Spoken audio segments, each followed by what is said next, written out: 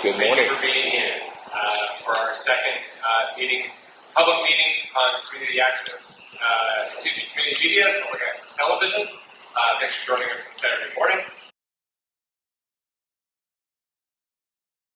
I'm Brian Thomas. I'm the Director of Communications for the City of Atlanta and the Mayor's Office of Communications. And I also oversee the Mayor's Office of Television and Technology, which is directed by Natasha. Hi, good morning, everybody. My name is Natasha Lee. I'm the Director of Channel 26, Office of Television and Technology. Nice to see you all this morning. Good morning. Good morning, my name is Austin Wagner, Service Deputy Chief of Staff for Mayor Dickens. Work with a variety of offices, including the Office of Communications on this and other subject matters. So today, for those who were able to meet with us on January 25th, I want to say, very similar format. This is, we want this to be conversational. We're not putting timers on anybody, and just asking that people be respectful of each other's time. Don't monopolize the mic so that everyone has a chance to speak. We have 2 hours here, and we have plenty enough time for folks to make their comments.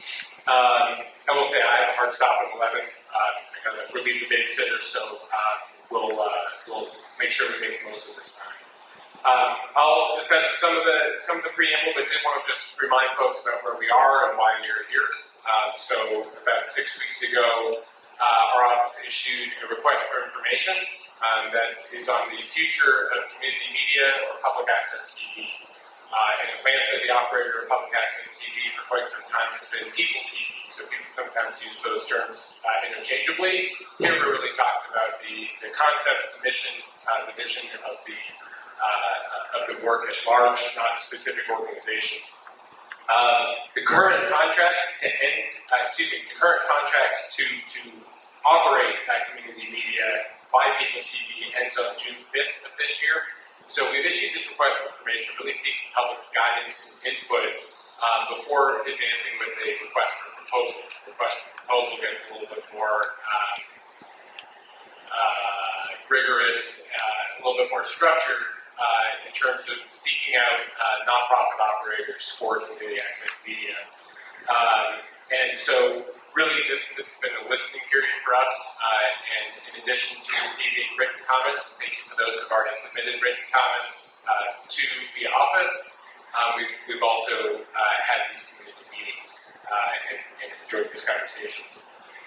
So really we're looking for folks, stakeholders, users, professionals in the space, anyone that has an interest in community media to share their thoughts. We want to learn about best practices from around the country and from here in Atlanta. And we are collecting comments through today. Today is the deadline to submit comments through the request for information. So thank you for those who have already done so. If you haven't through today, please do so. If you didn't grab a copy on the way in, a copy of the request for information is on the table here.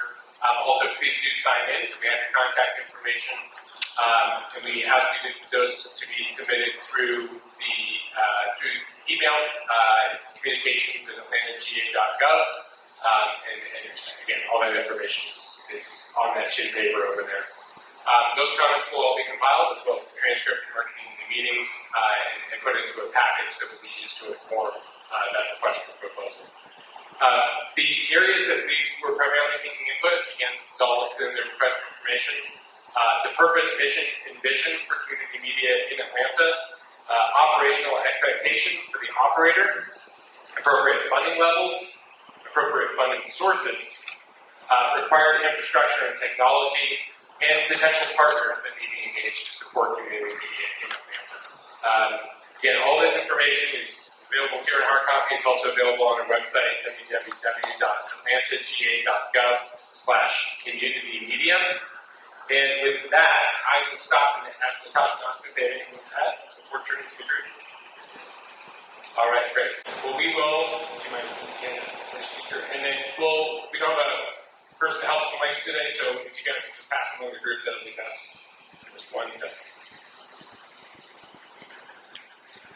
So, Brian, Antoine Haywood is here. Could you introduce yourself? Yeah, good morning. My name is Adrian Coleman Tyler. I'm a co-founder of the Atlanta Public Access Producers Association. And I wrote to Brian, Antoine Haywood. We had the pleasure and the privilege. He's actually traveling and stopped in this morning to make comments on to the city and the people that's here. Antoine, I'm not going to do justice to his resume. He has an extensive academic as well as professional experience. He's worked at PTV. He's also worked in the Alliance. He served in leadership in the National Alliance for Community Media. He is a PhD candidate. He's worked in PHILLYCAM. He knows the depth and breadth. But more importantly, he truly understands how media, community media technology, and the collaboration can inform and transform communities. So Antoine, first of all, thank you so much for stopping through. And if you don't mind, I'm going to turn it over to Antoine. And Antoine,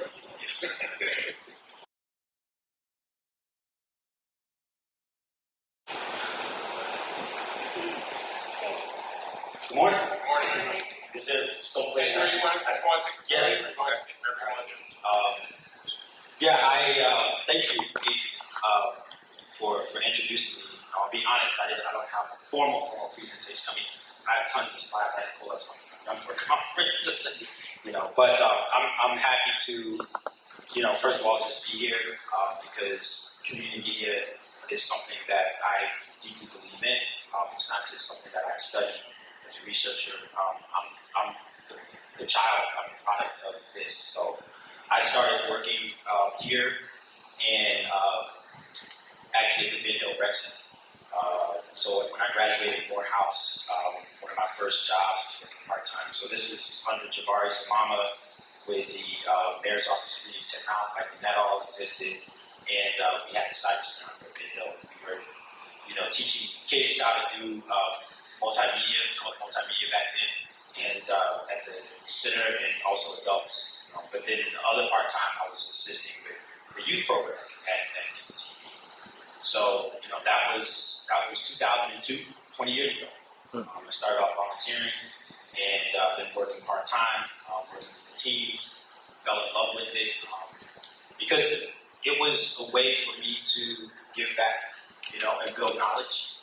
I think that's the important values of community media is that it's public knowledge building, knowledge production, and the one that I believe in. I mean, there's another side of public access community media that is heavily critiqued because of its suggestive and its offensive and so on and so forth. But the side that I've worked in and what I research now is more so about is what the empowerment part of it.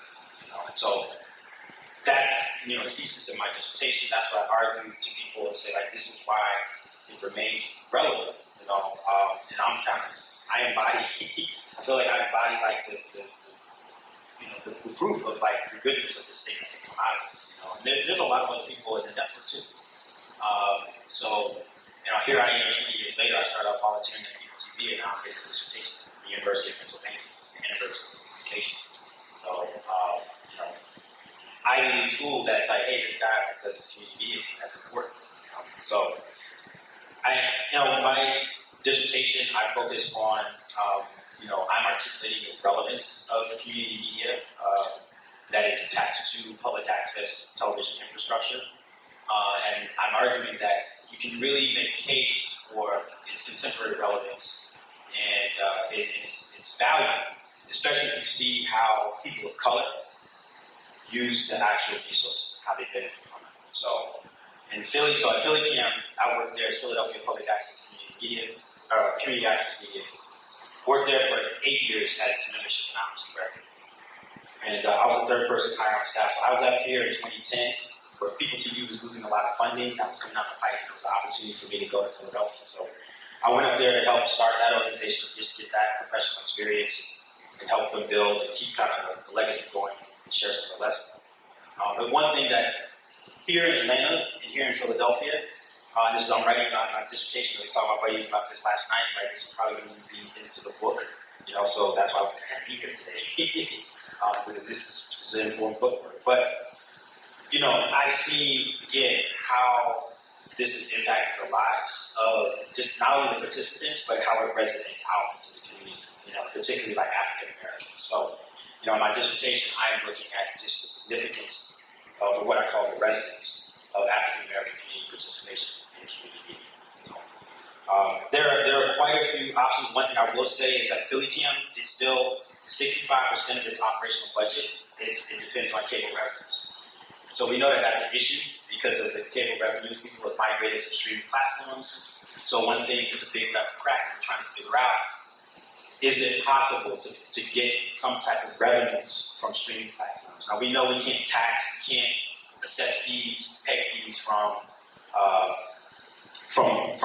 internet, from broadband, right? But there might be a way that we can actually levy a local tax on digital goods and services. So that's one thing I want to share to possibly look into further. I'm working on some research on that right now with folks in New York. New York petting stations are trying to see how they can maybe get this alternative source of revenue to supplement, not to replace cable revenues, but to supplement. We don't believe cable's going anywhere, but we got to figure out how to piece together things. So some people, some places are doing partnerships with like film associations to get to, they're working with film societies like in Austin, BAYPAC, the Bay Area Video Coalition in San Francisco. They've taken on the access operations that used to be independent corporations. So I think those solutions are working, but the limitations, there are limitations of it. They're not at a full-fledged center, as what we had at PHILLYCAM or like TV. But all in all, like Adrian said, I've been doing this for a while. And this is something I've developed my expertise in, and I focus on my research is qualitative.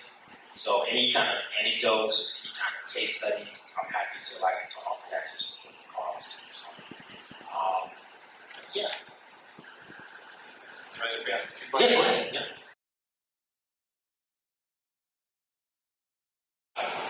You mentioned 65% of the budget of PHILLYCAM is still cable. Yeah, and to be clear, it's Verizon and Comcast in Philadelphia. It's smart. It's both. Yeah. So right now they started their renegotiation with Verizon. So they're in that period. Does that go through the city of Philadelphia, or is that direct? It comes straight to PHILLYCAM. So from the cable subscribers, PHILLYCAM gets a check basically, like People TV used to. Right. Yeah. And the other 35%, where is that? Philadelphia, where is that? It's a combination. So you have I think there's a small percentage, maybe 2-3% that's coming from donations. You've got another, a larger percent that's coming from. And I'm sorry, I don't have the pie chart up. I fortunately just saw this the other day. I was actually speaking to a council member. I got pulled into a discussion with one of the council members. So I saw this presentation. But yeah, there is a small percentage that comes from grants, small percentage that comes from individual donors, contributions, and then there is PHILLYCAM has actually a staff person who does fee-for-service work, and it's fee-for-service for nonprofit organizations and community groups, that need media making services like support, PR support, but they don't really have the budgets to pay a all out and out pro companies to do it. And so, the value add is that you have community organizations, you have community partnerships that's being built, and the money is going, instead of just going to some corporate organization that's parachuting in the community to buy, just to get the service they can deliver packets and go. But, just working with community partners, we really understand, we want to help with this mission because, we're in this together and this benefits the community. So there's a larger, a 10% of, revenues that comes from the service. The challenge that I've seen, I mentioned this in the meeting with the council member last week, is that there is a bit of a push and pull because if you get into doing fee-for-service work, how much of that, you have to make sure that it doesn't have boundaries and it doesn't really, pull you from your mission, which is a public service, your public service mission and principles. And so you don't get into competing with other production houses. Yeah. Now, it's a much harder question.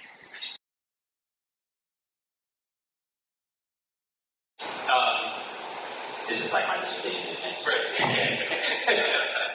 So, PHILLYCAM is continually held up as sort of the case study, the success story in community media.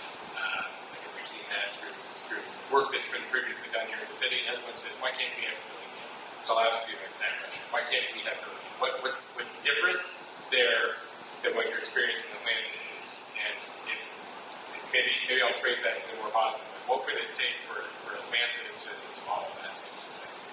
Well, the first thing is PHILLYCAM has an operational budget of over $1 million. So there's that, right? But the other reality is that even if you get, you got $500,000 or $1 million, I think the major cities that community media operations, they're operating at that level. So like Boston Neighborhood Network, KTV in Chicago, but those are like they're over that $1 million. And People TV was before I left. I think it was operating over $1 million. And so you gotta there has to be that or at least motion in that direction, to go from a 500, to over that size of the city. The other important thing is the culture. This is a little harder, to work, to develop. And in Philadelphia situation, it's like we started from scratch. The silver lining was that Philadelphia it was supposed to get cable public access back in 1983, but it didn't. So PHILLYCAM didn't come online until October 23rd, 2009. The charter was signed in 2008, but the channel, they started cable casting October 23rd, 2009. It's its anniversary. And so it had this advantage of learning from all these other decades, all these other generations of people from all across the country, right? I'm living proof of that. I actually physically went there and took my knowledge and shared, right, helped build. And one of the things that we really paid attention to was the culture that we wanted to build in that organization. In terms of everything from the leadership and management down to it. So the other thing is we're also a membership organization. We started off as a membership organization from the jump, which People TV wasn't. And so I think that's a different approach too from the traditional public access that doesn't, I'm talking about 1983, 1994, the public access that really didn't have membership structures, And so I think approaching it, that's one possibility too. But I think there has to be a lot of care put into really being intentional about how the organization is developed. It's not just as easy as okay, let's just dump $1 million into this. As we all know from professional experience, that doesn't solve the problem. Doesn't make the machine go, right? So it's the people problem, really, and who's invested. Yeah, the vision, the board is huge. Having a board, fully present, participatory board, that's very clear what the vision is, mission is, and what their roles are. I know the one thing that's different in Philadelphia to what it was here in Atlanta, I don't know how it is right now, but there were a lot of board appointments from what I remember here in Atlanta. And Philadelphia has had to get board appointments. So there's more people who are elected onto the board from the members. So we're a membership organization. So there's 4 board positions, people that are elected from the membership. Membership elects. And then you have nonprofit organizations, community groups that the city and the nonprofit organization came up with. And other ones said, this is our slate of community groups that can actually put in a candidate to be on the board of PHILLYCAM. So that's what I mean by it's kind of intentional in terms of who's participating and who's being represented. And, it's not necessarily folks just kind of being handpicked. Just we need somebody to be on this board because we need a point that's to fill the place. I want to turn to the group too. I had a question for. Hold on one second, so I need that microphone. So you might either grab mine or his. Introduce yourself, please. Johnny NUTSON, ATL Pop. Could you speak to some of the history you just talked about being intentional with the board? In the history of PTV, there used to be an ex officio member from the telecommunications department, as well as the 7, I believe, appointments from the city. maybe you could talk a little bit about, just a little bit about the history and when you were here. Because a lot of the things that PHILLYCAM is doing came from Atlanta as well, through you and Tony. Was it Tony Riddle? Tony Riddle's in New York. He was never in Philadelphia. Okay. So Tony Riddle testified. So back in the 1990s, late 98, 99, there was the fight was led by the Philadelphia Community Access Coalition they formed in 97. So that was the last generation of activism that made that final push that got PHILLYCAM, that helped PHILLYCAM become realized, and so he was involved there, but people kind of, there's the Alliance for Community Media, which I was on the board for a total of 10 years. Yeah, and there's a lot of knowledge that's being shared, a lot of wisdom that's shared in that network. And so yes, there's the influence there, but it's, every locality is different in terms of how organization is governed, and how the nonprofit decides to structure. And I think there's an agreement that has to be struck between like what the city is okay with and what the corporation is okay with in terms of its government structure. And a lot of times, to be honest, to be just brutally honest, I felt that there were times where we could have used more leadership. There were people who I recall, and this is just my vantage from where I was, my memory, that it was a struggle because there wasn't a lot of board participation at the time. There wasn't full board participation at People TV. And so when I got to Philadelphia, I saw it was different in terms of just the engagement, like the quality of engagement, the level of engagement. People were really there, present, and really wanted to build, which was different from what was here. At one point, maybe before me, because People TV has been around a long time, maybe that was different on the board. I don't know about Jabari knows that, right? But all I can say is, there was, when I got involved in the organization, there was, I would say probably about like a 50%, like in terms of engagement. Maybe 60% in terms of like board members that showed up to the meetings and were really like pushing the organization along and supported. But before I left though, like that had like people starting to wane. It had to the point where it was hard to get. It was very difficult for us to even like get support for like grants. And it was just because people were. But when they were renegotiating, trying to figure out like what to do, in the 2010 franchise agreement, like it was pretty much like Charlotte was the only one that was like running around, and maybe Alex was the chair at the time, like trying to rally support and counseling. So, but yeah, it's and the other thing too that I got to be really honest about is that PHILLYCAM is held a high standard. It's my research site. It's where I work. But PHILLYCAM isn't perfect either. So that's just real. What organization is? So it still has a lot that it's dealing with and a lot to grow. And it does. It also deals. It has to kind of pay attention to its participation. So it's a work in progress. Yeah. Thank you. So yeah.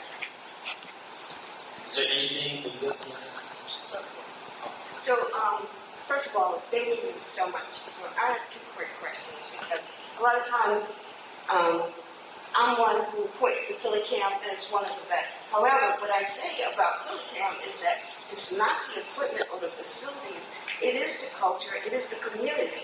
So if you could speak to, because I think one of the things that Philly did an excellent job is two things: cultivating the community, the organizations, social justice organizations.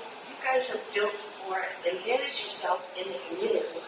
Also, talk about the relationship or how the mayor and council also informs or supports PHILLYCAM, do they support the work and that nonprofit? So if you can talk to those two things, building community as well as, and what I think is beautiful about Philly is that board structure of that. The community gets to decide policies, they can serve on the board, they are engaged in every part of that. So thanks. Yeah, so I'm glad that you asked that question because in terms of like the relationship that it has with the city, it's unique. You know, this is again the story that I'm telling the Carter's. No, it is the full story I'm telling in my dissertation, trying to do my best to articulate it. When PHILLYCAM came online, it was the city was making good on a promise that was 27 years old. You know, and the mayor at the time, so John Street was on his way out when the charter was signed. So they made an agreement. They amended the Comcast franchise to actually enact the corporation, to finally enact the corporation. So PHILLYCAM is actually doing business as Philadelphia Public Access Corporation. And the new mayor, Michael Nutter, that came in, Michael Nutter was the protege of a very important figure named Johnson Emerson. And I had to learn, I heard his name, but I had to learn who he was. So John Emerson, he was the one who actually fought and made sure that there was legislation that created the Public Access Corporation in the first place in 1983. And so that ordinance got passed after he died on his untimely death in October 1983. So there's this through line where you have the support, so Michael Nutter comes in office, and of course, because, he has love for John Anderson and his legacy, so he wants to continue to support Anderson's legacy. So you have this, it's a family thing, if I can put it that way. And then after Nutter, we get Mayor Kinney. And Kinney is, again, known as a Democratic progressive mayor who supports him. There's also council members. I think that's another important thing. So again, going back to John Anderson, he was the champion. And it did, PHILLYCAM probably would have come online a little bit earlier if he had not passed when he did. And I'm saying all this because what I've learned too in Philadelphia is that, there has to be a champion in City Hall for it. And so Bobby Heenan, before he got into his hot water with Johnny Dodd, was in the last franchise negotiation, Bobby Heenan carried the torch for PHILLYCAM. And there was one hearing where, Comcast came to the table and there was like no money at all on the taxes. But we had the community people that came out, testified at the hearing, held up signs, all of that. And within, that hearing, we got like $2 million from council that got put on negotiations. So, and having those people show up, like again, that's the long, hard work of community growth. And so now with my job, where it's like, I would go to events of other community social justice organizations, schools, and I would be present and would build with people, and so whatever services that we could provide, that did that. So they would show up and support us. They would write letters. They would come to hearings. It's easy to call people to get them to talk to the council members and so on and so forth. So, but yeah, you're right. It's key. It's key. I just can't stress more like how it's just like long, hard, intentional work to do that. The other thing that's unique about Philadelphia's situation, it has a robust media ecosystem. So on a professional, like the actual like local broadcasters, it has a lot of like WHYY is the PBS affiliate. Then you have all of the NBCs, the ABCs. You have those. You have NPR. But then on the grassroots level, you have organizations like Scribe Video Center that's been around for 30 years. You have a lot of youth media programs that have been around. You have what was called Media Mobilizing Project, and they're now called the Movement Alliance Project. They were really, really big organization. They still are, that galvanized a lot, that did a lot of media making and storytelling for movements, because there weren't some people that were like labor movements that were happening in the city. You know, they needed some organizations to like help tell their stories, and they needed that. So I saw that like there was a culture in Philadelphia too of like doing grassroots media making, right? That's very participatory in community service. So, you know, I think that if that's something that can be tapped into here, that's a good way to go as well. So I don't know. I mean, it's been 12 years since I lived here, so I can't speak to that community. I don't know about it. You know, I'm hoping to learn more about what things are like. You know, to see like, okay, how is this possible?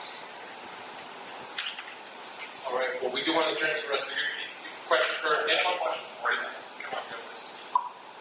Introduce yourself. I'm Rick Clear, concerned citizen. And You're what?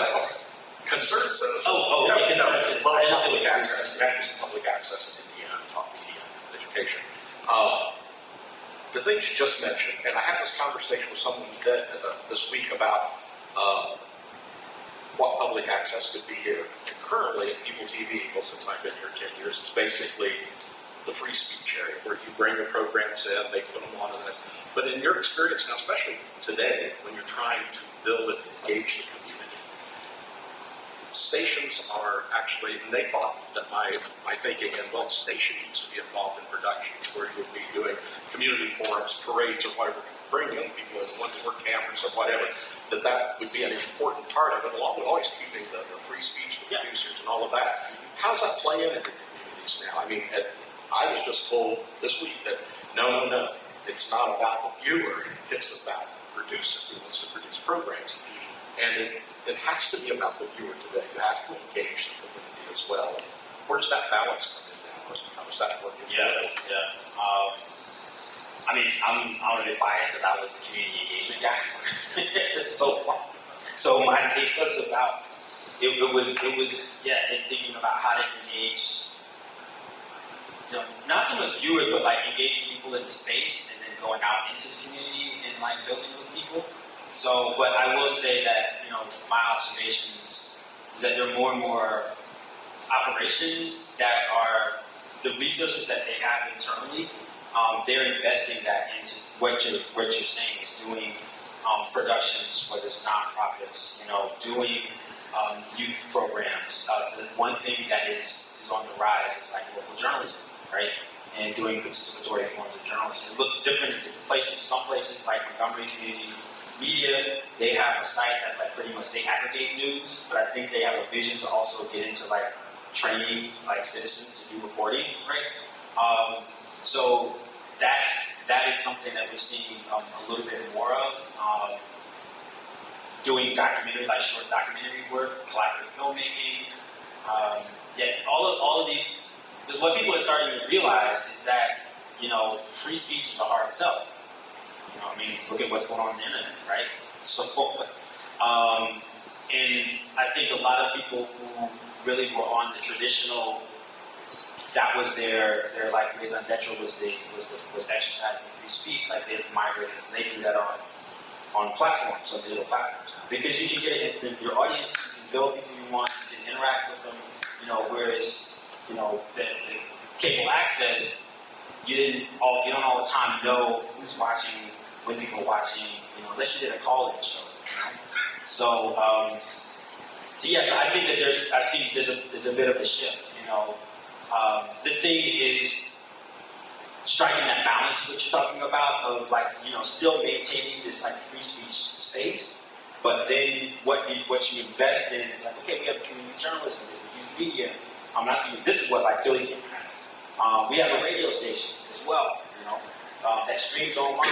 It's an FM local broadcast. We do Spanish language, bilingual news. Like all of those, you develop all those programs out. You cover town halls. You co-sponsor town halls on gun violence, right? And you're there. So that, I think, it's a matter of striking a balance of that, and just the way that the culture has developed in PHILLYCAM is those programs attract more participation than just people coming in and saying, you know, just like, oh, I turn the camera on, I just want to do my thing for 30 minutes. we accommodate that. I think, if you get into more editorialized, then it becomes more of like what I interpret as community television, where people are hired, their staff are just, you got production staff, and majority of the content is produced by actual employees or contractors. And so PHILLYCAM is not that way. There's a balance between what staff produce and what most of the content, what goes on the channels is produced by the community, and people do it on a volunteer basis. Or they have arrangements and they get some kind of like sponsorships from people, they get support, however they figure that out as independent producers.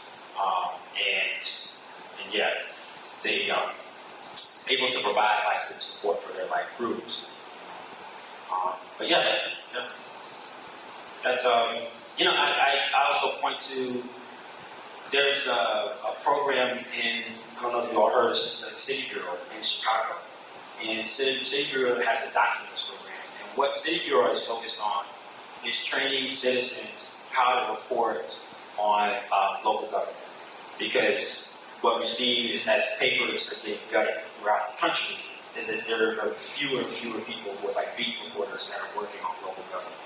And so one of the values that, even, PHILLYCAM is not it's not a G channel. It doesn't do G work like government channel does it. 26 here? Yeah, it does. But we still do what we can to help, because our channel 24, it does it in Philadelphia, the government channel.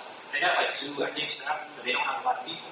So when it comes to elections, we still do candidate forums. We still have, we open up the doors so people can come on, candidates that are running can, make their case and, talk about their platforms, The bigger stations, the broadcasters, they don't do that.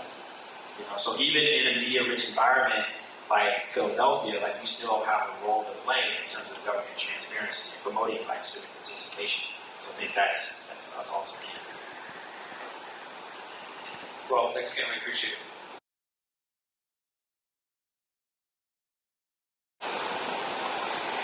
Hi everyone, my name is SHALONDA WALLACE. I am founder of WALLACE Media Group. I'm here on behalf of People TV, representing on behalf of Ms. Reagan. And I wanted to see first, since I came a little 5 minutes late, can you please introduce yourself to see who I'm speaking with today?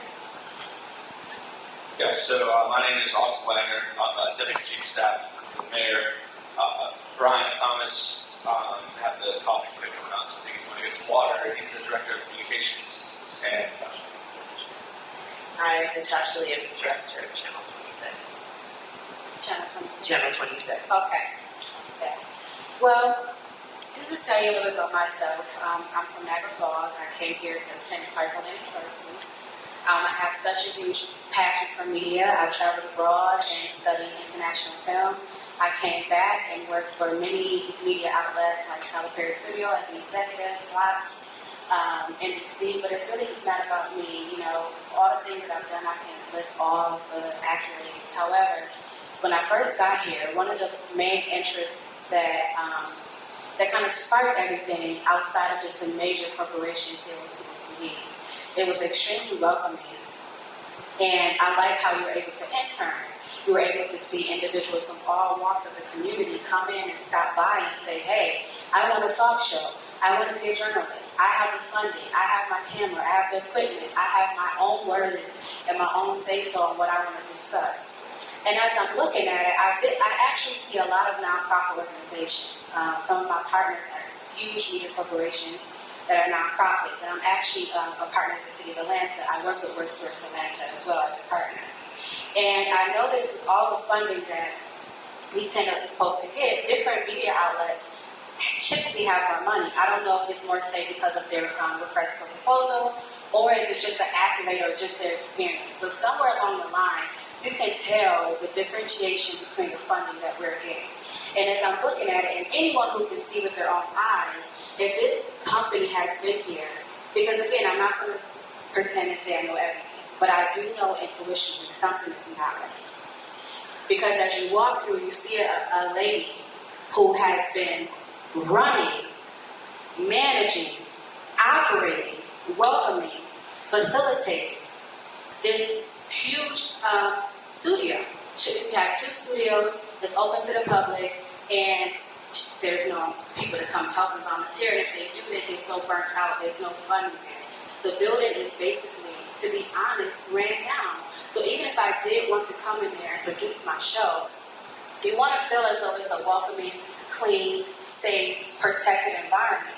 One woman can basically not run this whole entire show. And they're absolutely right. We do need, just some notes that are taken down from Mr. Antoine. Mr. Antoine, I'm seeing we definitely need this leadership. We need some leadership to say, hey, most of us come into Atlanta for media. We come in and say this is one of we call it Atlanta Wood, where it's the new Hollywood. People are coming from all over. They want to start somewhere. Most cases you cannot get hired at these big media outlets because let's be honest, they discriminate. They say we need to have 5+ years to get that experience. We don't have that yet. And based on our research, as I looked online, that we can't say People TV has not tried to get this public funding. We are taxed as a nonprofit. We pay tax dollars. Excuse me. We pay tax dollars, and I see that they had a request proposal for $75,000, which is a bare minimum, just to get assistance. Again, the building needs help with the furniture extinguisher, the fire, just the carpets, the lighting. We need 3 new furnaces. We need our website updated. We also need help with, successful grant writing classes, because we need to be able to articulate clearly how to be able to get this funding. There should be no reason that this building has been helping for so many years, and you can clearly walk in there and see that it's been abandoned. When clearly we have documentation saying that we have been coming to the city. We need actually people that look like us, represent us, to be on this panel as well, to say, hey, I hear you. I'm not just here in a suit to say I attended, and what can we do to articulate around the problem. We also need an updated employee handbook, but how can we do that if we don't have funding? We should at least better have a security person just, to be for protection purposes. We are surrounded by a police department, that's accurate, but we just need more help. A producer handbook. We need to be able to have some people, whether it's from the city, to come in and say, hey, as a producer, here's the outlaws, here's the bylaws, here's the things that we can update. And at this point, I don't see that. Most importantly, inventory outside of just, inventory is a huge thing. We have public access. How can people actually watch the television when it seems so, you can tell the equipment is not updated? By standard, we need the 4K, HD, just to kind of be on television. And, even the basic individuals know that. So they feel as though I can come there, but who wants to come to a building where the sound quality, we don't have the equipment, the proper equipment, the lighting, technicians need to be there. They need help with, maintaining the building. And that's just the bare minimum. It's a public access community. And if we let something like that be ran down, then I just think that, that's not in the best character. When I went in there, I saw that the new the control rooms, the camera and equipment are literally from 1960s. I don't know how long those cameras and those control rooms have been. It's extremely outdated. So therefore, somebody needs to come do a walkthrough. Somebody needs to document that. We have representatives come in. We have mayors. We have a lot of people who come in and take advantage of that free interview, that free access, and free Comcast opportunity. But yet, once they made it, have they ever come back and say, hey, let's go back from the more lower communities and say, let them have a voice. It's just self-explanatory. I don't know the full politics, but now I've taken an interest, and now I'm interested, and I definitely will be investigating more. And that's just my basic one. There's some more outlines that we need. We need some new LED lights for studios. 3 in particular, that would be a good starting base. Are you guys taking notes or just? We're recording it. Okay, just wanted to make sure. We would like to actually have some more red carpets to make something a little bit more fancy, to make it more, appealing to the audience. So we definitely need some new painting for white walls, remote professional suite, a transfer station for the station, a transfer station for the public, excellent programmers, People TV backdrops. I've noticed when I did a tour with the city program manager the other day, Mr. Marcel Hall, it was like at least 7 different offices.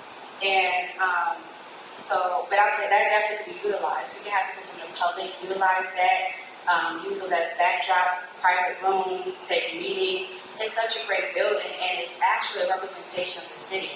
It's right by one of the biggest public broadcasting. And I know they have funding because I'm technically employed with them still, and I'm actually talking to them to partner with them. And as you can see, they tend to partner with people like Georgia Tech, not really diversifying their portfolio to kind of give people access. So we can clearly see they know who to talk to, they know who to get resources from.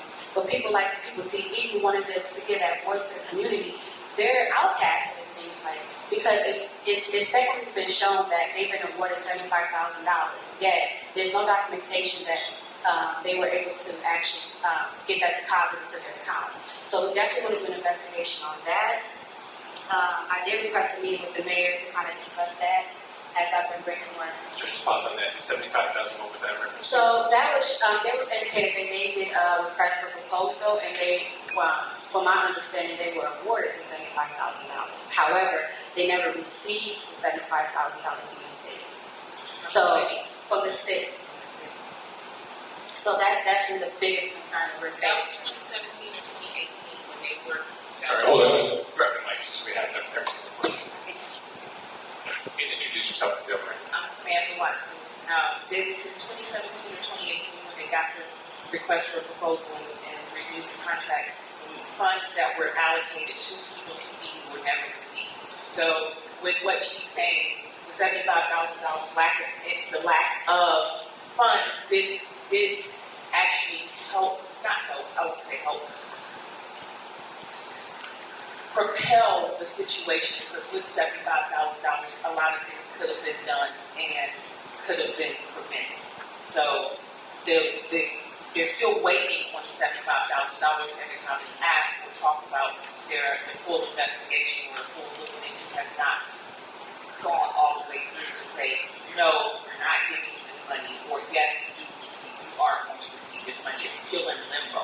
So with that $75,000 that was actually awarded, People TV could advance in so many ways.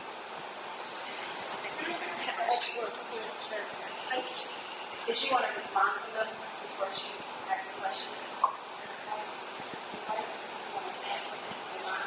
Okay, Watkins. Ms. Watkins. So my question is,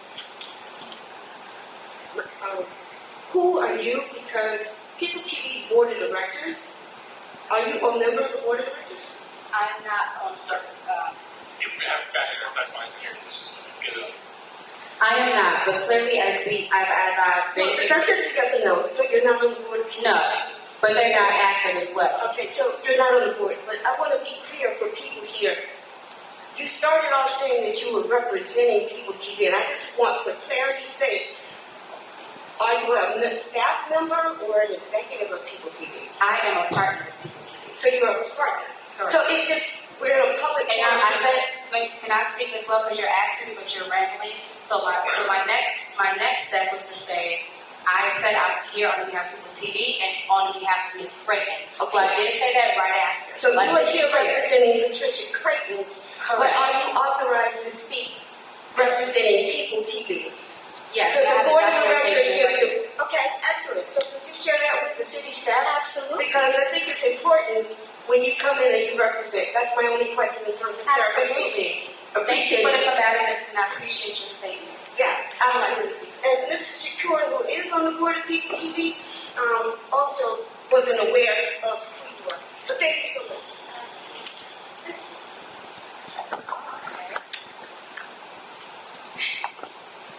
But,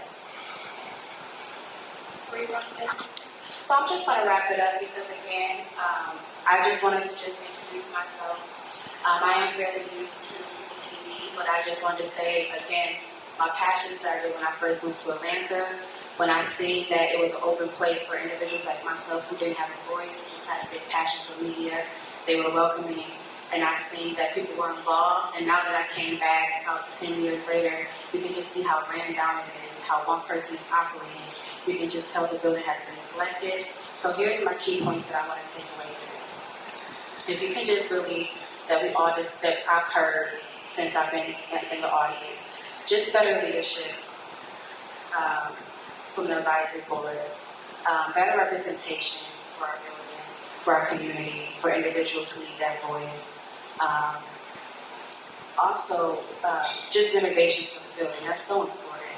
Just the safety measures for just standard of the city, you know, and also updated equipment. And that's just my basics for right now. Until I educate myself and come back and better represent and present myself as an individual, next time I can do that. But again, I didn't know.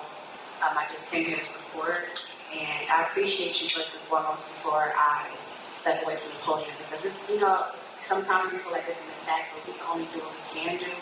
But I appreciate you for being here. I appreciate you for listening to us. And please just take it upon your heart to just really listen to what we're saying and go back and analyze how we can really help and utilize the tax dollars. Thank you.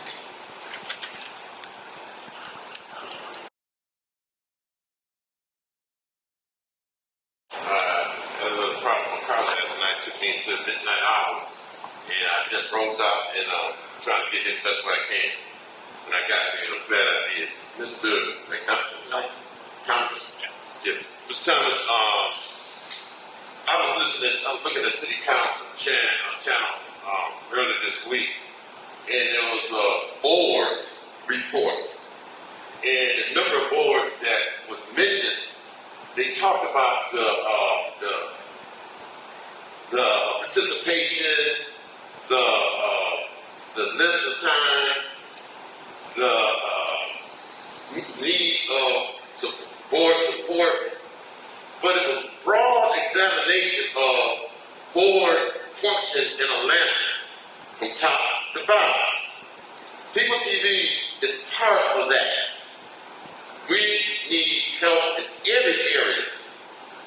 The fact that you're here in this group, your team here today, and the presentation you made, the presentations have been made before you, speaks to the needs, but it speaks also of the fact that we are a media organization talking about a media board, talking about a media organization for the city of Atlanta, and we're actually having a meeting with no media, where we have walked from the second floor of the whole building, city council, where we could have had this meeting, where I might not have had to have automobile problems. I could have watched it and engaged in it, with it from my house. So we could all be better and be serious, but I want to let you know that the House of People TV is very, very serious. It has house conversations from state representatives, from city, national organizations.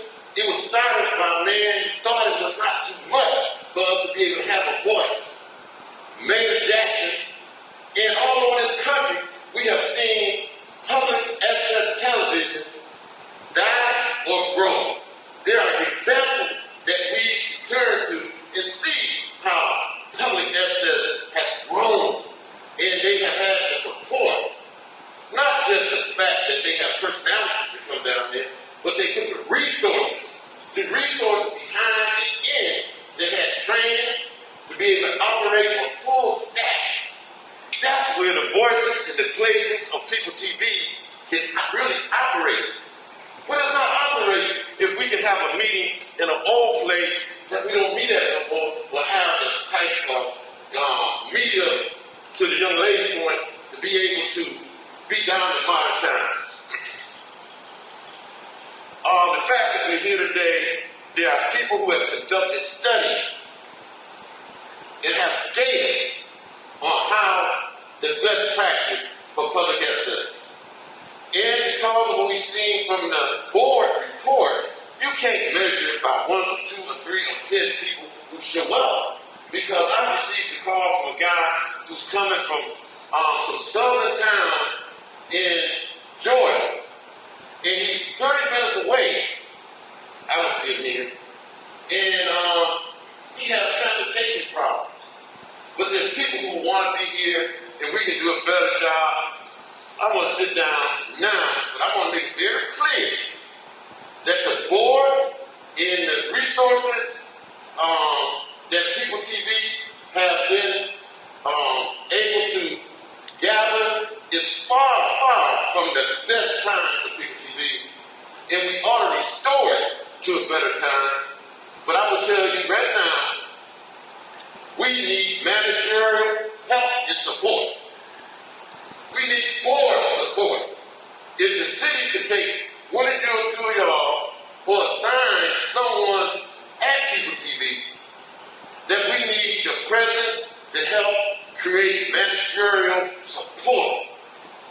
Right now we have a manager at People TV, the longest sitting manager in the history of People TV. We need new management. Not that it's the fault of People TV, our present manager, but the fact is she needs more support. But we also need a process of being able to, if a board does not meet, and I'm a person who has been to every board meeting, but you can't measure People TV just by my presence or the lack. It's all over the city of Atlanta. Boards will not show up. So don't take an action, People TV. Take a willingness to bring people that's in this room today, bring them together, and put out an invitation and put a commitment to People TV. That's all I want to say right now. But we need a commitment to People TV. We need people in, I think People TV are operating right now on a volunteer basis. We ought to ask people, like the man behind that camera, and the people in this room who have histories of producing at People TV, and let's come together and let's maintain. But don't come in and fight by People TV and just clean it up and clean it down, because there's a lot of boards, there's a lot of organizations who do that for. America is built on the voice of freedom of speech. Let's lift that up, let's maintain that, and let's help People TV come better than that. And I hope that your presence, and I suspect your presence, is going to be to make People TV better and not to end People TV. Thank you.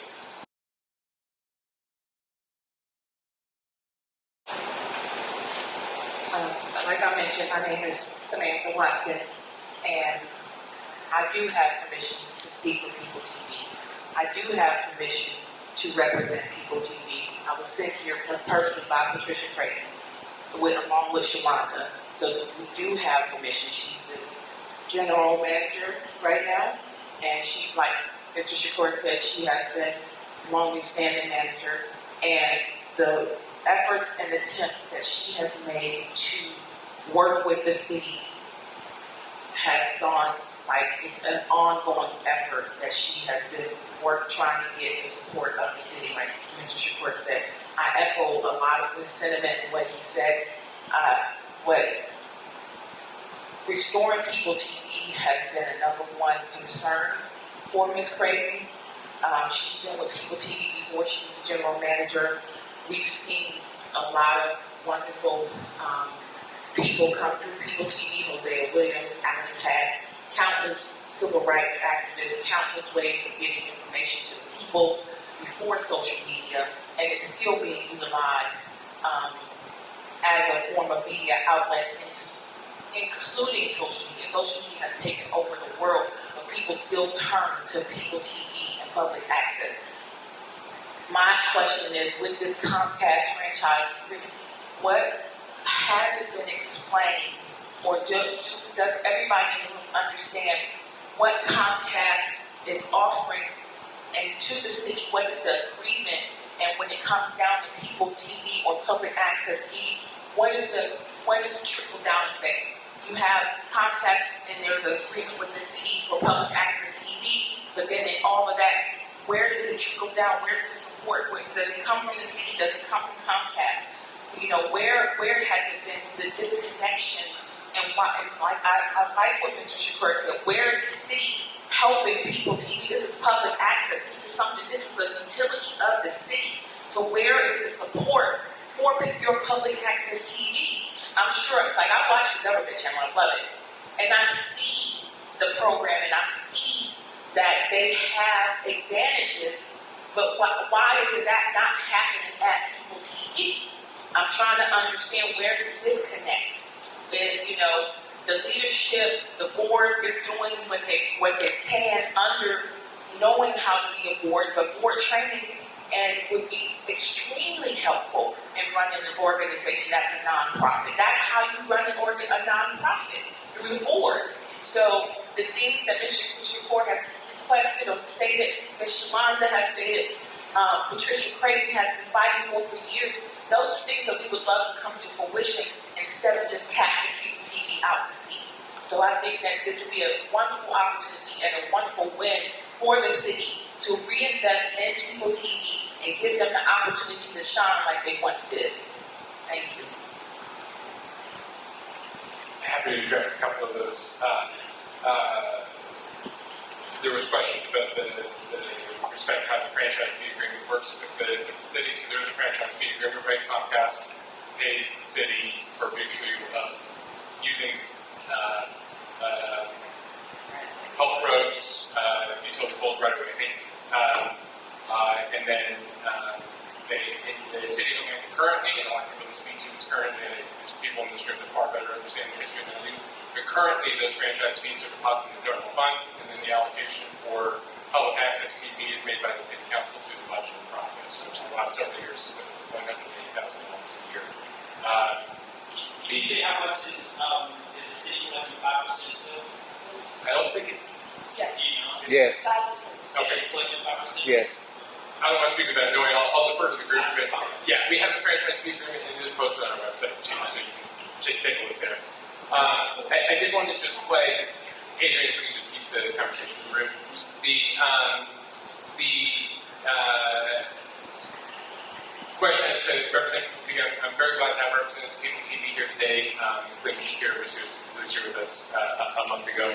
I will say that we have requested a meeting with Ms. Creighton. We didn't receive a response, so we December. So I'll just say that well, I know that the history of this far predates my time in the city, which isn't even a year yet. I'll say that we have made efforts to reach out and have that conversation. Finally, I'll just say, I want to be clear when we're talking about deficient technology or the building or whatever. Those are the property of People TV, which is the 501c3. Those aren't city property. That's not a city building. So when we're talking about the maintenance of the building or maintenance of technology, that's the responsibility of the organization that owns that technology. So I just want us all to be clear. And there may be a funding question to be had for sure, and that's come up a lot of times. But in terms of safety of the building or proper use, and all of those questions are governed by People TV itself, its board of management, not by the city. Right, that's very. Just cover I'm sorry. That's you're absolutely correct. And like you said, it comes to the funding of the agreement, the contracts of getting the funding, and it also goes back to the board being able to fundraise. So I run a nonprofit also, so I do understand with contracts, with partnerships, funding comes, and I'm glad you said that because that's something that we can take back and say, this does fall on the organization, not the city. We would definitely own that.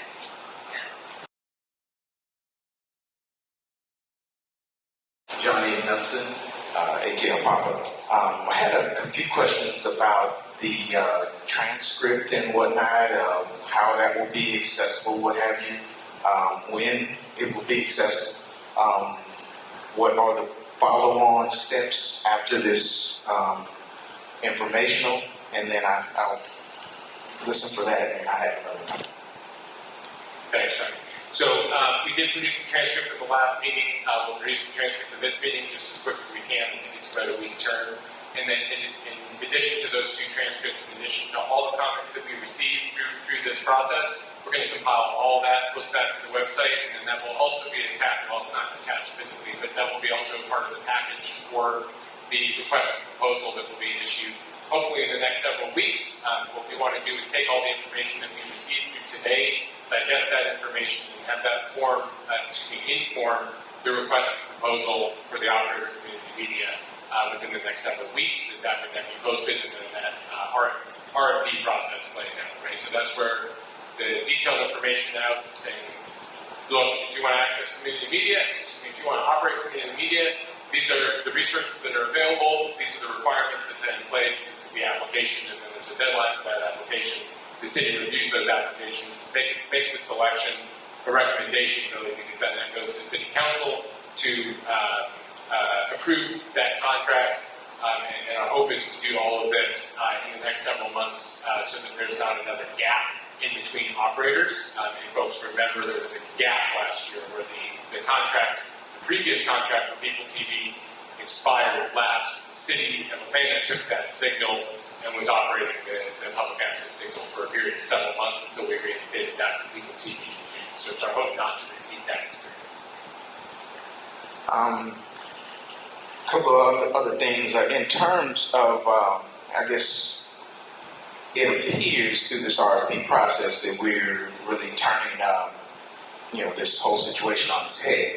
This was dealt, it came to fruition through legislation. So I think we also maybe need to look into legislation that still applies to the situation. In terms of funding, we talked about the city's budget at $750. There is still current legislation that says that the allocation from the franchise fees should be 15 for the public side, 10 for the government side. I'm not certain where it is that we went from 15% to 180 in terms of an annual budget, but of course we all know that that's woefully inadequate. In terms of just the comment that you just mentioned, I would say that the city does indeed have some culpability and some responsibility, especially fiduciary, to the public utility in terms of the fact that there's been no appointments in nearly 10 years, at least 8, from the city. That is one of the ways that the city has an opportunity to stay involved, to help with things like technical training or technical assistance. I think also if you have 4 appointed from the council and 3 from the mayor's office, then there's no way that the city cannot, have a conduit through this public board, which is People TV, in order to know what's going on there. And there should be, one of the things that Antoine spoke to was that, there was community buy-in, and it wasn't just from the community, it was also from the city. And one of the things that I always want to go back to is the city is basically wiped their hands and says, it's all on People TV, but that's not true in terms of the fact that you all have a fiduciary responsibility to make certain that those franchise fees are being utilized, and not being misutilized. We definitely need that. We talked about a rich media environment. Everything you see on television and film, again, I said this last meeting, you see the peach on it. So we're in a rich multimedia environment. So there shouldn't be, in my mind, any, issues with finding people who have, requisite background to serve on a board like this. So that would be one of the things that I would say. Whatever happens, I don't really believe in the RFP process, but I'm here to document it and make my public comment. I do believe still that the city has had its hand in, the deterioration of this process just by neglect. So I think there's going to have to be skin in the game from council We've been asking for a work session for a number of years now. This, I give you guys credit for, having the listening session, but we need more of a work session. Some of the questions that you're asking are things that I think people need to sit down around a table with a whiteboard and what have you, and actually get down to brass tacks of, a comment and, a transcript, that's fine, but I think in order to do some of the community building that Antoine mentioned, we actually have to do more of these things. We have to actually, instead of like Ron said, being in this place where there's no, aside from my camera, if we were in council chambers, or maybe right after APAB or something like that, where in my opinion, all of this is in the code. It's a part of legislation. The NPUs, they're in the charter. The public boards are in the charter. People TV is one of the public boards of the city. So, to me, the synergy of having, like Antoine said, having the NPUs be able to appoint someone to the Public Access Board or the People TV Board, whatever it eventually becomes, and going to maybe a membership model where right now the franchise fees is basically a second tax on your citizens. I don't see that Comcast is paying any cost of doing business in the city of Atlanta, and that goes probably with all of the other utilities that are running the right way. If the franchise fee is coming from the citizens, then what is the ask for Comcast to operate within the city of Atlanta? So I think when we start talking about funding, I think we got to go back to the legislation. I think we got to restore the 1510 so that there's a base level of funding so that you can hire professionals, a manager that's not from the producer class. That's just what it is. So I think there are a number of things that still need to happen, maybe even before we try to go to an RFP process. And I would try to ask you all to maybe think about getting with council and maybe trying to do a couple of more work sessions where we actually get into, maybe have somebody from the law department and say, okay, well, here's what the charter and the code says, and we kind of maybe have to stay within these certain boundaries, and here's where we can be creative, beyond that. Those are my comments, and I'll let someone else. I did just want to clarify only one piece of that, which is we represent the administration, mayor's office here. We don't can't speak for the council. I know there have been requests for work sessions from the council to CDC. I think there was even one as recently as this week. Council's going to have to speak for themselves. I can't do that. But thank you, Johnny. Comments will take. Good morning, everybody. My name is Sylvia Hayes. I just came here to listen to see what was going on, but I just want to express the importance of People TV. I've been at People TV since 2020. No, 2001. Yeah, been here about 21 years. Okay. When I came to People TV, that was a happy place for me. I would rather be at People TV than be at my own house. That was a happy place. I was there like 3 and 4 times a week, rather than 1 time a week for my show. I was there helping everybody else. And it was just like one big happy family.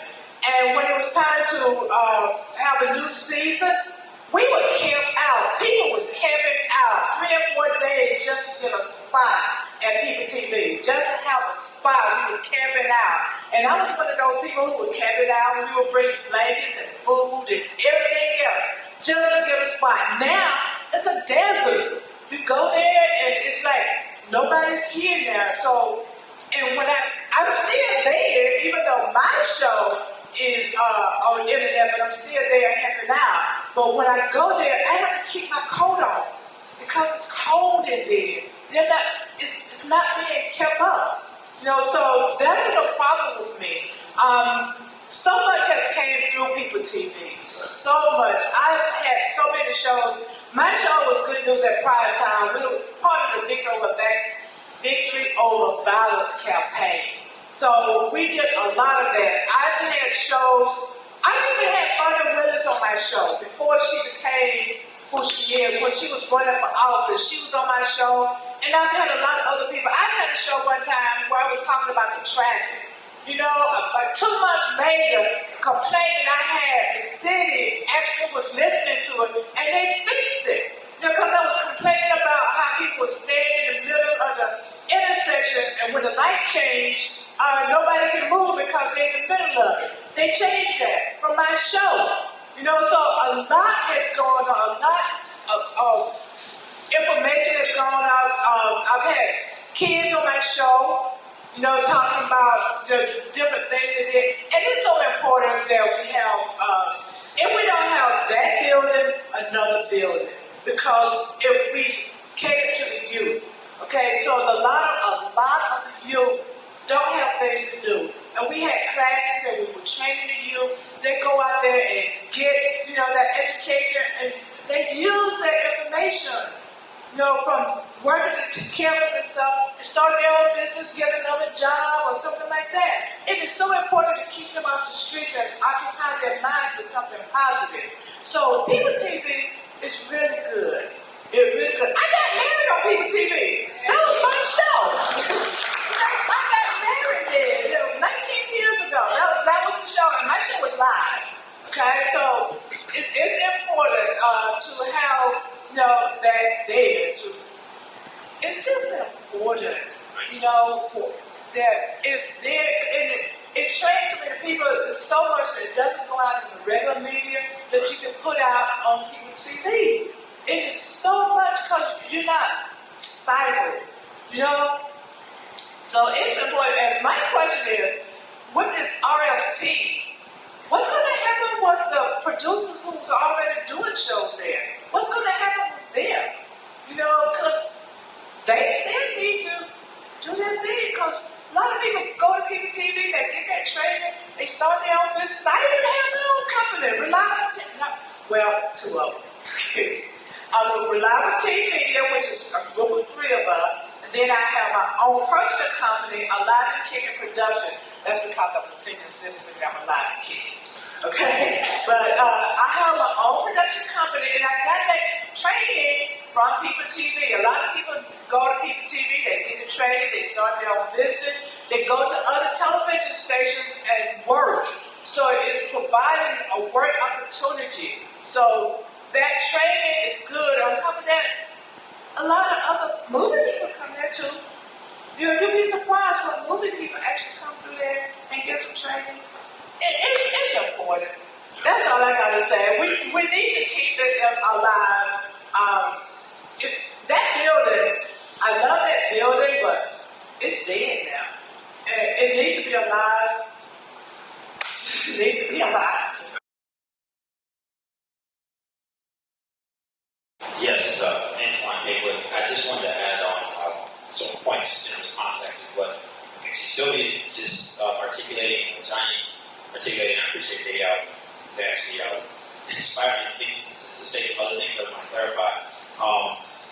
Also, I want to make sure that it's not missed that so at PHILLYCAM, there's also a significant amount of revenue that comes from membership. So Johnny was talking about the membership structure.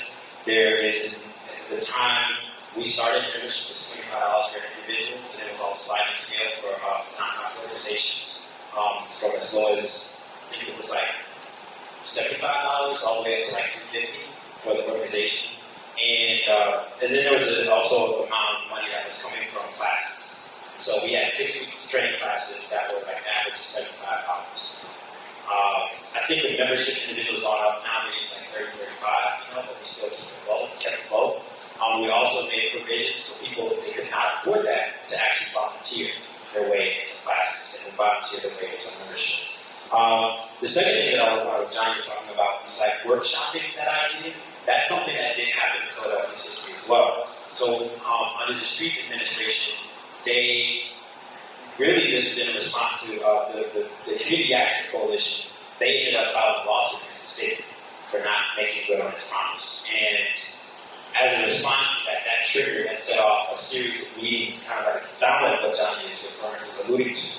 where there was workshopping on a regular basis in terms of community participating, how are we going to make this thing work? There were city reps at the table, I think there was some aides from council, there were other community organizations like Scribe Video Center, et cetera, that were there, as well as people from PCAC, the Connections Coalition. So there's history there, right? And the other thing too is that's a very fundamental point to consider. I don't know how well received this will be, but I will throw this out there and share this with the group. One thing with PHILLYCAM is that we did not start it from the perspective or from the position of like running a TV station. We built that mindset of community center. Two different things, right? And so this is almost like, and not saying like what I used to describe Philly People TV back in the day. I said, yeah, this is like what Sylvia is referring to. That those there's a lot of vibrant, activity, relationships, all bouncing off the walls. That's why I stayed. That's why I'm right about it in my dissertation. But I think it had more of a community center feel to it. I tell people, I was like, this is like a rec center, but it's got camera equipment in it, right? So, and I was speaking from like, well, I'm actually at Big Hill, which is a rec center, and we got computers in it, But the way in which you approach the work, the pedagogy, is community building. And then also you pepper in there your technical skills development, right?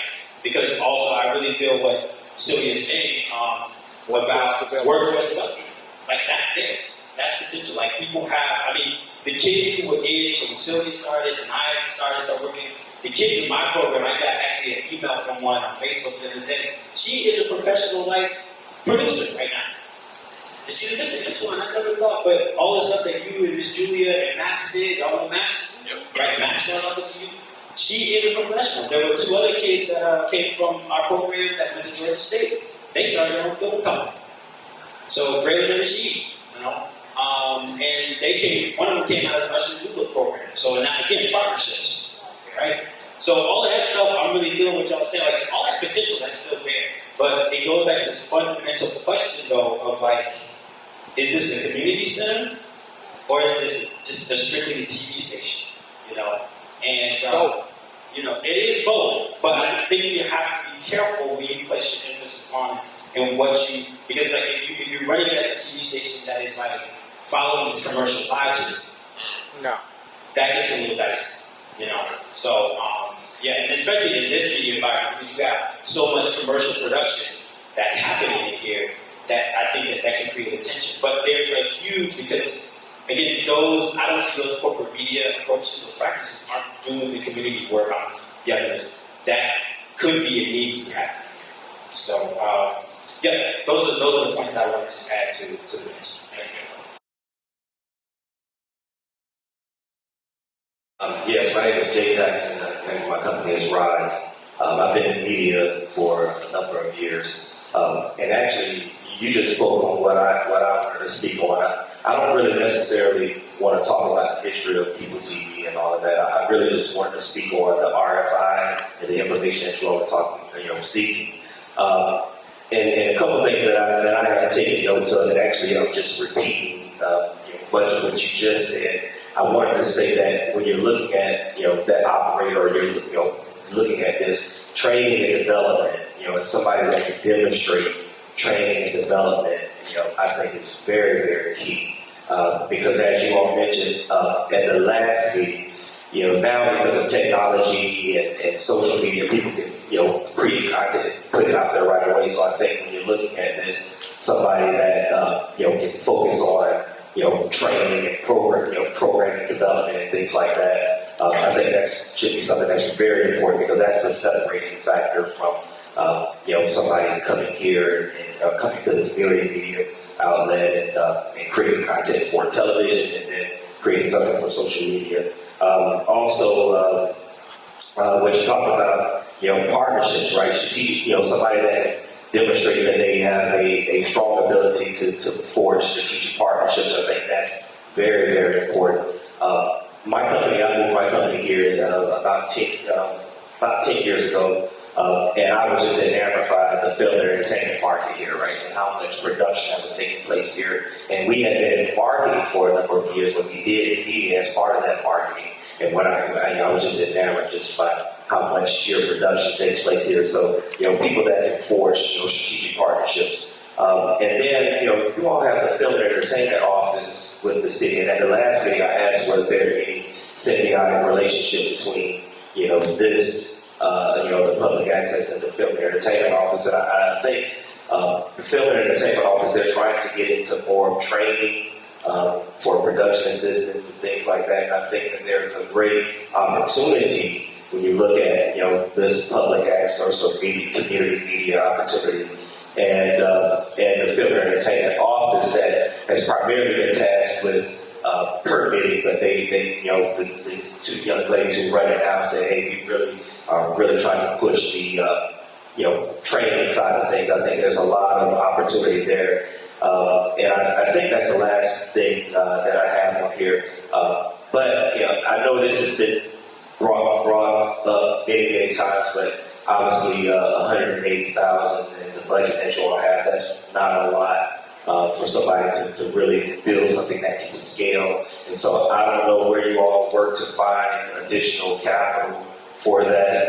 Obviously, I know you all are looking for somebody that can also, demonstrate fundraising ability, but I definitely think you all should, try to find sources from somewhere to help, increase, from 180, because that's not a lot. So I just want to add those.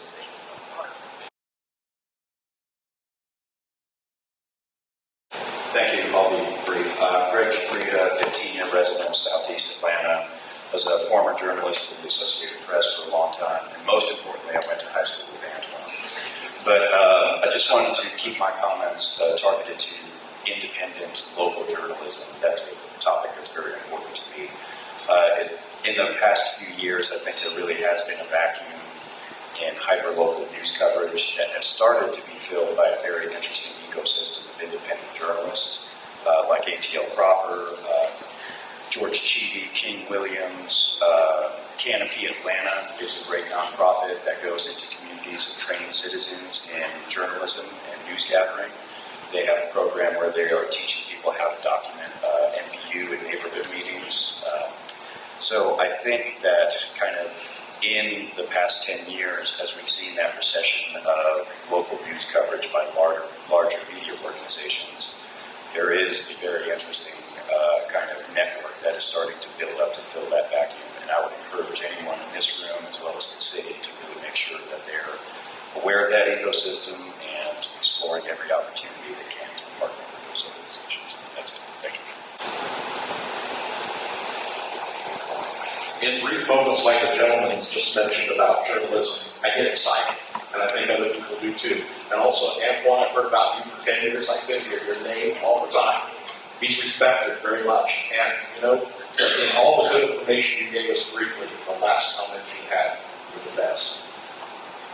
It's a community center that provides media in a whole variety of ways. Wherever anyone wants to talk, we can stand here and say, oh, these great ideas all day, but it's where the organization wants to take it. And when we speak of management, that's management's job, to build that great community inside that facility where people have a good time. Our best times of public access were after the show was over, when we all sat around the table and talked about what we were going to do next, or what people told us we couldn't do, but we found a way to do it.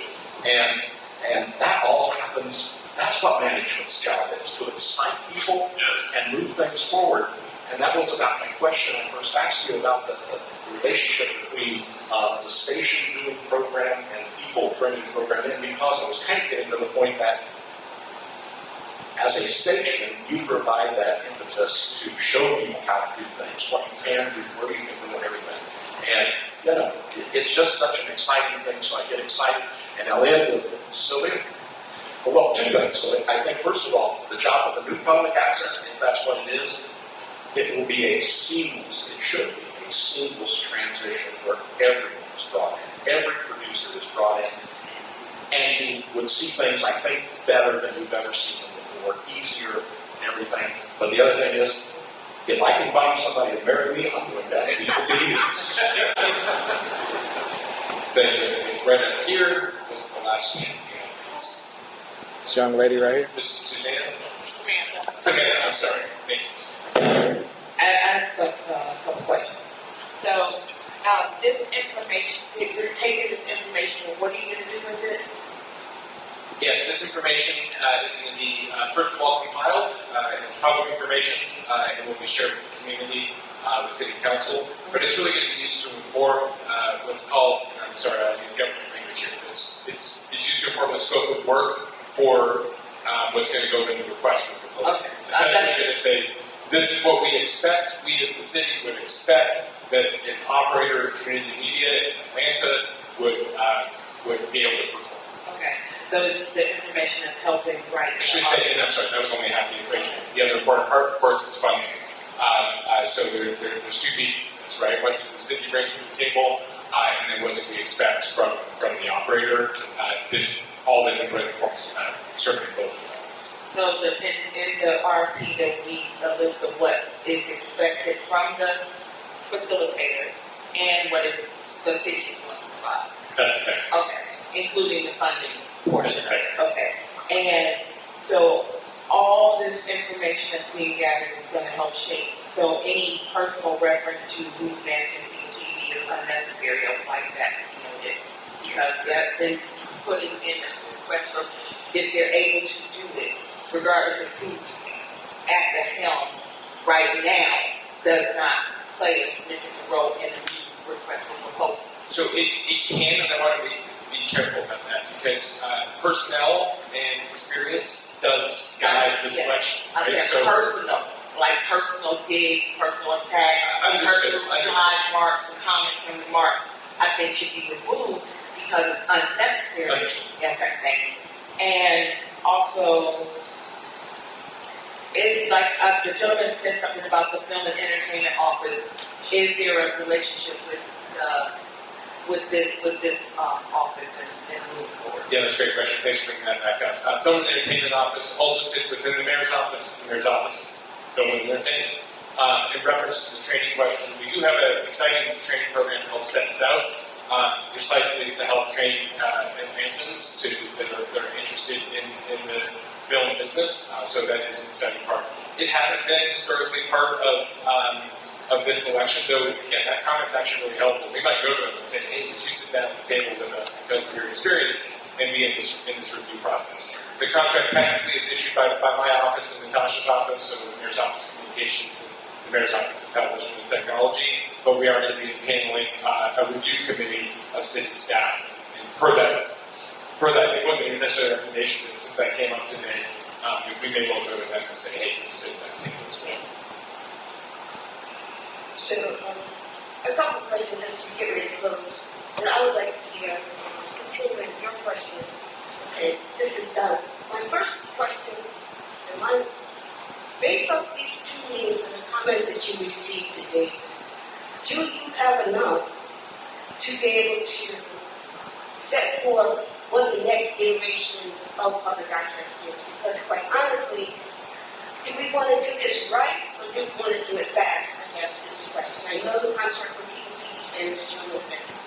But to really build something that is sustainable for the next 40 years, is this going straight to an RFP or possibly having other conversations about to bring in people from this ecosystem, experts in academia? Would the city be better served to delay that? And I guess that's something you'll take back. I would like to know what your thoughts are. Yeah, I'll be candid with you. Right now, I think we've received a ton of information, 4 hours of comments from the public. A lot have been submitted, and we hope that there will be more submitted today. I'll just highlight this is way more than has been done in the last several iterations of this process. And I would also say that we're not talking about 40-year contracts. The city doesn't issue 40-year contracts. At best, I believe we do 1-year contracts renewable for 2 years. So at most, we're really talking about a 3-year scope of work, but technically a 1 year. So the only reason I say that is to say this is an iterative process. What's decided this year will inform what happens in the future, but this should be a continual process, not a one and done. Okay, so that's interesting. I understand. report anything, but in the past, PTV and public access has gotten contracts that ride with the franchise agreement, so they have gotten 5, maybe 7-year contracts. But anyway, so going back to June the 5th, PTV's contract, then PTV may or may not win that bid, or some new person will win the bid. What happens June the 6th? What's the expectation? It's a great question. So what I'll say is, I'll say what I don't want to happen at the beginning, which is what happened last year when the contract with the operator ended and the city assumed the signal and the responsibility of accessing public access. One thing I hope the group will agree, but I'll just say as my personal opinion, I do not believe the city of Atlanta or any government body should be the operator of the public access television station or community media. I don't think that's an appropriate role. And so that's the situation that I walked into candidly last year. Was all of a sudden the city was operating a public good in that way. And we made the decision, hey, we haven't done these meetings. We haven't had a formed process to create a new scope of work for a new RFP. And so we went and had a conversation with council to the effect of, we're not ready for this. We want to engage the community. We want to have those conversations. We want to solicit information so that when we do this process, we're ready to have that informed decision. So that was a convoluted way to say the way we have structured this is our hope that whether it continues to be the current operator or whether it's a new operator, that either handoff or continuance would happen. At the end of the RFP process, the city will select an operator that it has the best expectations can meet and hopefully exceed the city's expectations. Is that what you're saying? That's right. And then there's a contract, so again, just to make this boring, there is a contract process that happens after that. There's the selection, there is legislation, and then there's the enactment of the contract. So all of those steps happen. I mean, this is how it's worked for several years. I would say there's been discussions of how it's worked in the past here, in past decades. I would say that the law around this has changed in many ways for very important reasons, ethics considerations first and foremost, that make this a more structured process. That structured process is difficult. It's difficult for us, it's difficult for applicants, everything like that. And what I want to be clear about that is that's why we've had this process that's obviously far less formal and allows us for a dialogue. When we're going through we can always do better in many, many things. We are doing much better than we have in the past year. I understand it's not up to the standards that some folks would want. I would appreciate, I would just acknowledge that what we're doing. Right. I would just acknowledge that what we're doing is a far improved process and have taken comments to the effect of this process throughout this as well. So with that, we're going to wrap today. Thank you.